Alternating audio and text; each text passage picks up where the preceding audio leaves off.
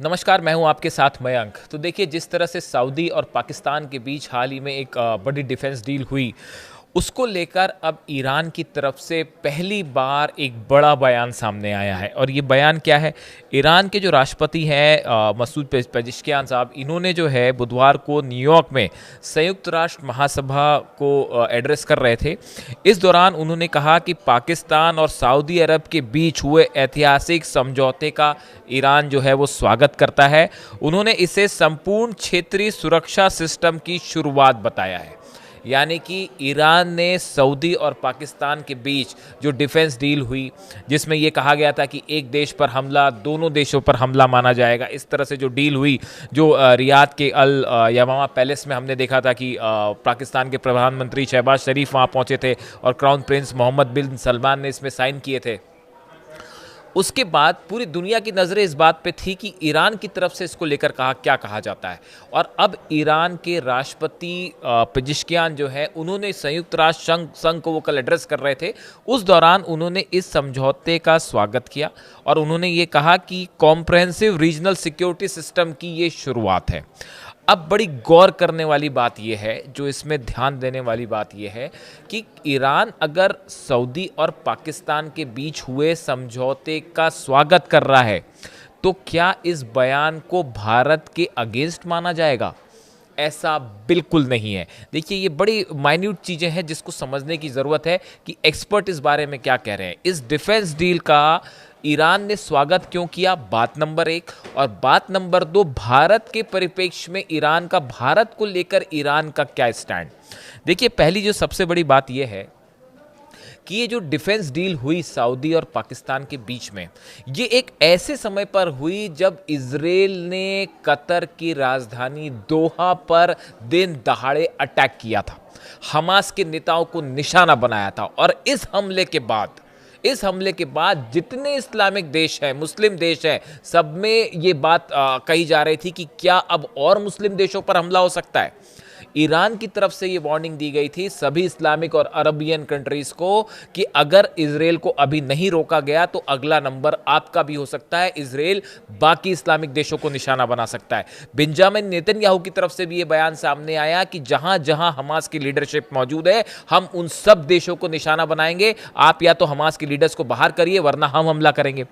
यानी एक्सपर्ट्स जो हैं वो इस डील को, पाकिस्तान और सऊदी की डील को इजराइल के रेफरेंस में जोड़कर देख रहे हैं, ना कि भारत के। इस बात को समझने की जरूरत है। ईरान जो इस डील का स्वागत कर रहा है, ईरान इसे इजराइल से जोड़ के देख रहा है, ना कि भारत से।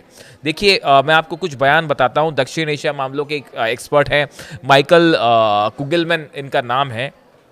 इन्होंने अपनी राय रखी, ये एक साउथ एशिया मामलों के बड़े एक्सपर्ट हैं।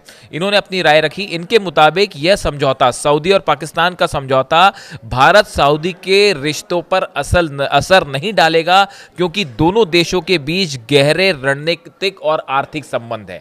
देखिए, इनका भी यही कहना है कि भले पाकिस्तान और सऊदी की डील हुई, लेकिन इससे सऊदी और भारत के रिश्ते खराब नहीं होंगे, क्योंकि सऊदी और भारत के बीच में बड़ा इकोनॉमिक कोऑपरेशन है।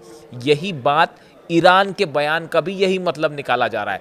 ईरान जब इस डील का स्वागत कर रहा है तो वो इसे इजराइल से जोड़कर देख रहा है। ईरान का ये कहना कि ये संपूर्ण क्षेत्रीय सुरक्षा system, regional security, comprehensive regional security system के लिए ये अच्छा है और इसका स्वागत किया ईरान ने। असल में ईरान की तरफ से प्रस्ताव आया था कि ईरान का ये कहना था कि इजराइल को रोकने के लिए एक नेटो जैसा संगठन बनाया जाना चाहिए जिसमें सब मुस्लिम देश शामिल हों। ये कोशिश सबसे पहले ईरान की तरफ से शुरू की गई। जो हाल ही में अरेबियन देशों की, इस्लामिक देशों की बैठक हुई, ओआईसी की बैठक हुई, इसमें भी ईरान ने ये बात कही कि एक ऐसा संगठन बने जिसमें सब मुस्लिम देश शामिल हो, ताकि अगर अमेरिका या इजराइल की तरफ से कोई हमला होता है तो उसका मिल के मुकाबला किया जाए। और ईरान ने ये जो डील हुई इसको उसी रेफरेंस में जोड़ के देखा है। यानी ईरान का बयान भी भारत के संबंध में नहीं है। ईरान और भारत के संबंध पिछले कुछ दिनों में, कुछ महीनों में बहुत मजबूत हुए हैं। ये कैसा हुआ, क्यों हुआ, ये भी मैं आपको बताऊंगा। लेकिन फिलहाल ईरान का जो ये बयान है वो इजराइल के रेफरेंस में देखा जा रहा है। देखिए, इसके अलावा जो मैंने कुलिगमैन का जिक्र किया, साउथ एशिया के जो एक्सपर्ट हैं, इन्होंने एक और बात कही है। भारत का सऊदी अरब के साथ करीबी रिश्ता है। सऊदी अरब इस रक्षा समझौते को भारत सऊदी संबंधों के बीच नहीं आने देगा।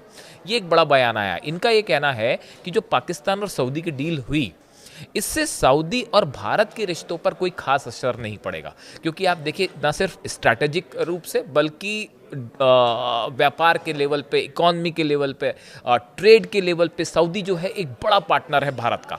इसलिए पाकिस्तान के साथ जब सऊदी डील करता है, किसी तरह का समझौता होता है और ख़ास तौर पर डिफेंस डील होती है, तो इन हालात में जब कतर में दोहा पर हमला हुआ, इसका कनेक्शन इजराइल के साथ था। इजराइल को रोकने के लिए ये समझौता है, इजराइल से इसका सीधा कंसर्न है, ना कि भारत से। देखिए ये जो पूरी डील हुई, इसको लेके भारत का क्या स्टैंड था, ये भी समझना होगा। भारत ने इस रक्षा समझौते पर आधिकारिक प्रतिक्रिया देते हुए कहा था कि भारत अपने देश के नेशनल इंटरेस्ट की रक्षा करेगा। जो पाकिस्तान और सऊदी के बीच में डील हुई, इसको लेकर भारत की तरफ से कहा गया कि भारत अपने नेशनल इंटरेस्ट की रक्षा करेगा और हर हालत में हम अपना नेशनल इंटरेस्ट जो है वो उसकी रक्षा करेंगे। विदेश मंत्रालय के प्रवक्ता रणधीर जायसवाल ने कहा कि भारत सऊदी रणनीतिक साझेदारी मजबूत है और नई दिल्ली को उम्मीद है कि सऊदी अरब भी आपसी हितों और संवेदनशीलताओं का ध्यान रखेगा। भारत की इस तरफ से कहा कि हमारे सऊदी से रिश्ते अच्छे मजबूत हैं, स्ट्रैटेजिक पार्टनरशिप है और सऊदी भी इसका सम्मान करेगा।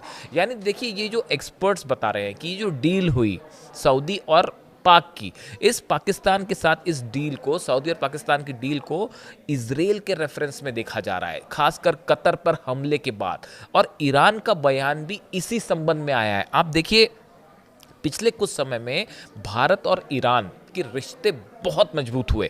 जब भारत और पाकिस्तान की जंग चल रही थी, उस दौरान ईरान के विदेश मंत्री अब्बास अराक्ची साहब भारत में मौजूद थे। उन्होंने इस पूरे मामले पर लेकर उनकी एक कोशिश थी कि जल्दी से दोनों देशों के बीच जो है वो शांति स्थापित हो। ईरान जो है उसके बयान बेहद नपतुले बयान आए इस पूरे मामले को लेकर। अब देखिए हाल ही में जब अमेरिका ने कुछ 6-7 कंपनीज थी जिसको बैन किया, जो कि ईरान के साथ भारत की कंपनीज थी और ईरान से तेल खरीद रही थी, और अमेरिका ने जब उसको बैन किया, तब उस समय ईरान का बड़ा बयान सामने आया। ईरान की तरफ से ईरान ने भारत को बड़ा ऑफर किया कि आप हमसे तेल खरीदिए। देखिए रूस को लेकर भी जब विवाद हुआ, रूस से तेल खरीदने को लेकर विवाद हुआ और अमेरिका ने भारत को कहा कि आप रूस से तेल मत खरीदिए, तब ईरान ने यह ऑफर दिया भारत को कि हमारा क्रूड ऑयल जो है वो आपके लिए आप जब चाहे जितना चाहें हम आपको देने के लिए तैयार है। वैसे ही आप देखिए जब इजराइल और ईरान की जंग हुई, 12 दिनों की जंग हुई, उस दौरान भारत में एक बड़ा वर्ग था जो कि ईरान का समर्थन करता रहा इस 12 दिनों की जंग के दौरान। और जब ये जंग खत्म हुई तो भारत में ईरान का जो दूतावास है, उस एम्बेसी है, उसकी तरफ से बयान जारी किया गया और भारत का धन्यवाद किया गया कि इस 12 दिनों की जंग के दौरान भारत के लोग जो है वो उन्होंने बड़े पैमाने पर जो है वो ईरान का समर्थन किया। इस तरह का बयान ईरान के दूतावास की तरफ से दिया गया।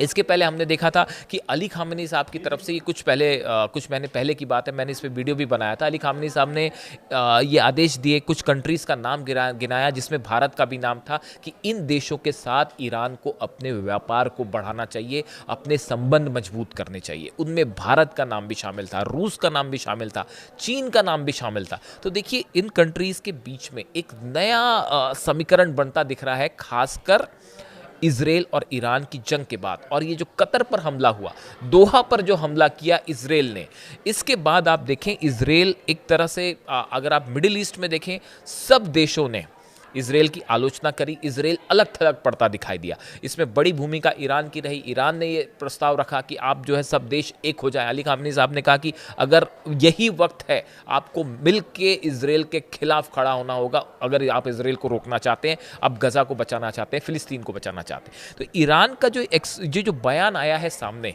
जो सऊदी और पाकिस्तान की डील को लेकर है, और ईरान इसका स्वागत कर रहा है। असल में ईरान इसे उस बड़े कोऑपरेशन से जोड़ के देख रहा है जो इजराइल को रोकने के लिए या अमेरिका को रोकने के लिए एक नेटो की तरह संगठन बनाने की बात ईरान कर रहा है, उससे जोड़ के देख रहा है, ना कि भारत से। यही बात सऊदी को लेकर भी कही जा रही है कि सऊदी कभी इस डील को भारत और अपने संबंधों के बीच में नहीं आने देगा, क्योंकि सऊदी और भारत के संबंध भी मजबूत हैं और ईरान और भारत के संबंध भी बहुत तेजी से मजबूत हुए हैं। आप देखिए सऊदी और ईरान के बीच कई मुद्दों को लेकर लंबे समय तक आपस में विवाद रहा, दोनों एक दूसरे के अगेंस्ट खड़े दिखाई दिए। लेकिन चीन की वजह से दोनों के फिर से बायलैटरल टॉक्स शुरू हुए, बायलैटरल रिलेशन शुरू हुए।